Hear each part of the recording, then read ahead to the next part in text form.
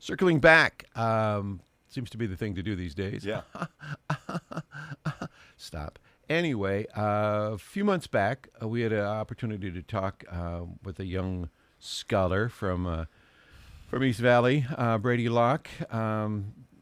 He's a student in one of my wife's science classes, and she was particularly struck by his political awareness, his ability to express himself so well, and just that he was really a squared-away kid that seemed to be wise beyond his years. Wow. You got to live up to this now, Brady. I was going to say, Anyway, geez. we talked with Brady about the election and about politics and Trumpism and all those kinds of things. And as we were getting ready to head back to school now in various forms of hybridization across the valley, I was talking to Sarah the other day, and I said, hey, we ought to have Brady back on to talk about what it's been like as a student to experience school long distance and looking forward to getting back to class or not, maybe even catch up on the election and stuff. So Brady Locke joins us once again. Brady, good morning. How are you? Good morning. I'm good. How about you guys? We're really good. Yeah. Really good. We're not as good as if we were, like 17 or 16 all over again good, but we're still good. We're as good as we once was, right? That's right. Whatever the line goes. Hey, so you heading back to class next week? How do you feel? Oh, I'm excited. I've been looking forward to this since, I'd say, the start of this school year, actually. I was hoping we were going to be going back this school year. I never thought in my life that I'd be wanting to go back to school, Yeah. but here we are. Yeah, it's weird to hear you say that. But Do you have brothers or sisters, Brady, that are at home doing the school thing with you, or what? No, I have a sister that actually goes to college. She's in Arizona, so she's in person over at her college right now. Okay. So it's just basically you and the old screen, huh? Mm-hmm. Oh. That's pretty much all. How tough has it been to keep focused? I mean, if you're at home, that means you're around all your stuff, right? Yeah. And so that's got to be a bit of a distraction. How hard has it been to stay on point? My wife tells me that there are a lot of good students that are failing just because they're failing to be able to stay on point. How's it been for you? It's been really hard for me. I mean, I've hit some hard spots in my life when it has come to online school, and I'd say the biggest problem for me that has gone through this entire school year so far has been motivation, because there hasn't really been an end goal to it. It's just been we're going to be online, and there's no light at the end of the tunnel, really. And it's so easy when you have your phone right next to you, when you're at your house, so you have even video games or you have basketball outside.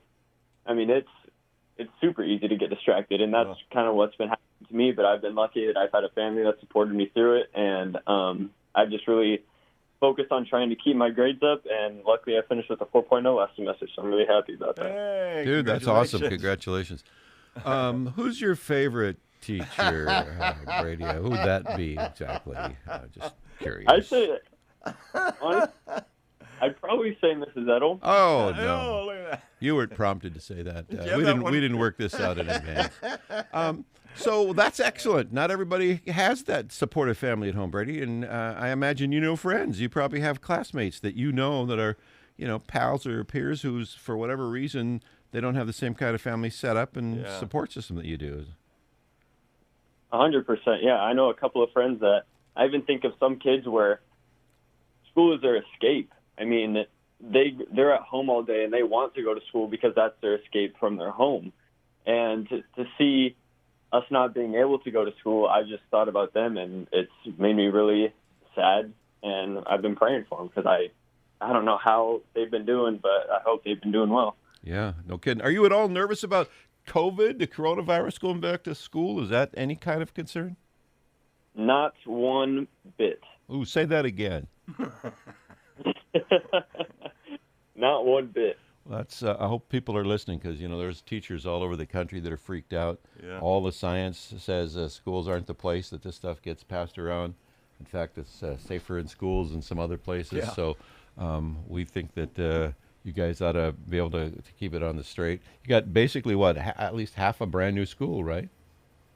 Pretty much, yeah. I don't know how, because I know we got the gym finished. I think all they have to do now is work on the auditorium. I think is Yeah. what it is. Well, that's where the ooh, hey, that's where the theater types go. Yep. The performers, Mm-hmm. the future radio Yep. announcers, like yourself, Brady, a future radio star. Um, so, what have you missed the most, and what will you be the happiest to have come back to you? I'd say the social interaction of my life. It's been hard not having that. Luckily, I still haven't stopped hanging out with friends. I still have friends come up in my house. I've gone over to friends' house. We never really let the COVID situation stop us from hanging out because we believe that our mental health is more important than COVID, considering that we're 99.97% sure that we're not going to die from it. Yep. And yeah, and then I'm also excited that we can actually learn something in person. Online, it's not really learning anything. It's kind of just making sure that you're squeezing past whether you learn something or not. It's just trying to get that A and not taking in any material. That's pretty much what it's been like. Yeah. Well, you know that there was a 116-year-old nun that just actually she just turns 117 today, right? That's right. And she survived COVID. So it's Yeah. like, hey, Yeah.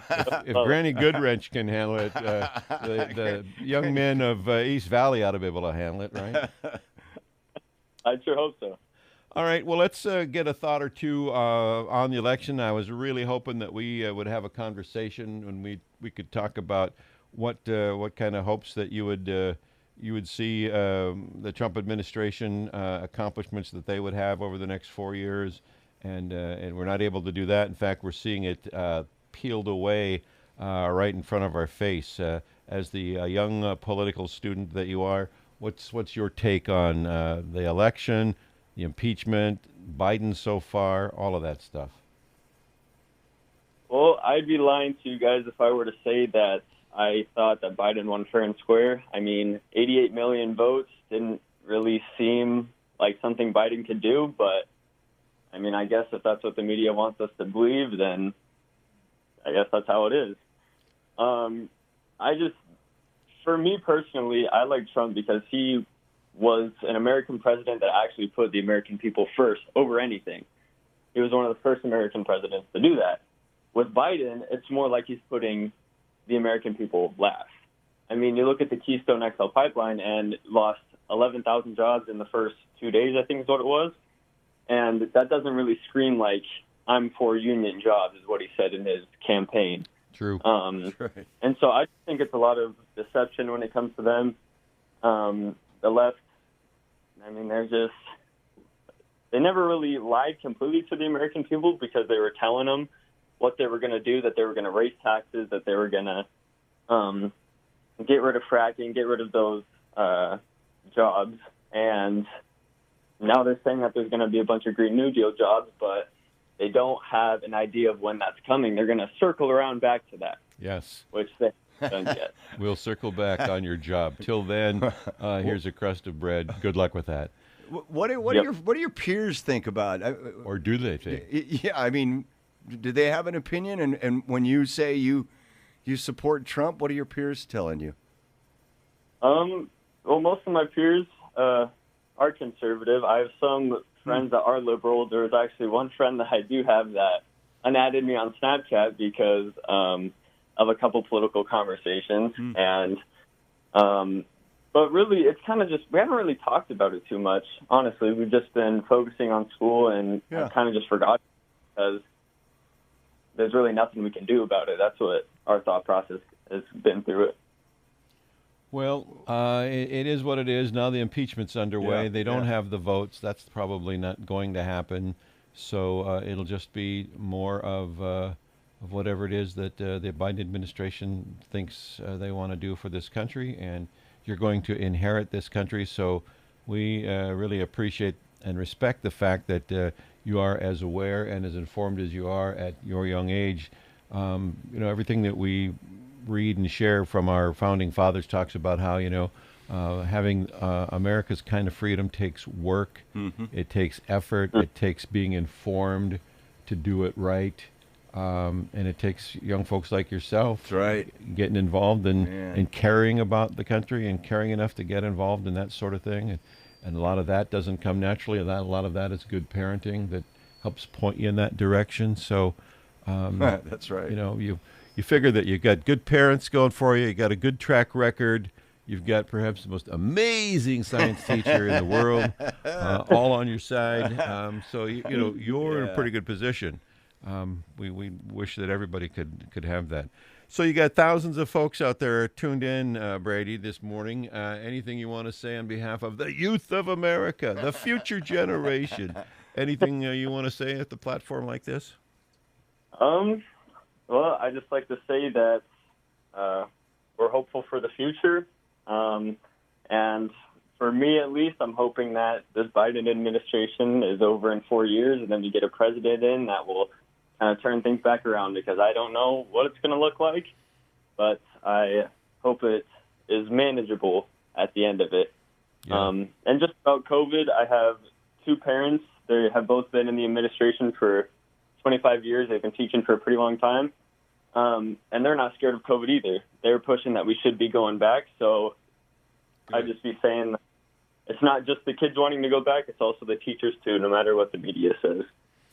Amen, brother. Right on. Brady, thanks again for your time. You're an awesome spokesman for your generation.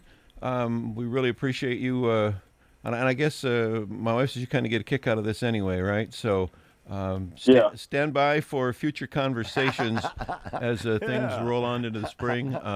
We'll circle back and have more conversations. Brady Locke, thank you. Thanks, Brady.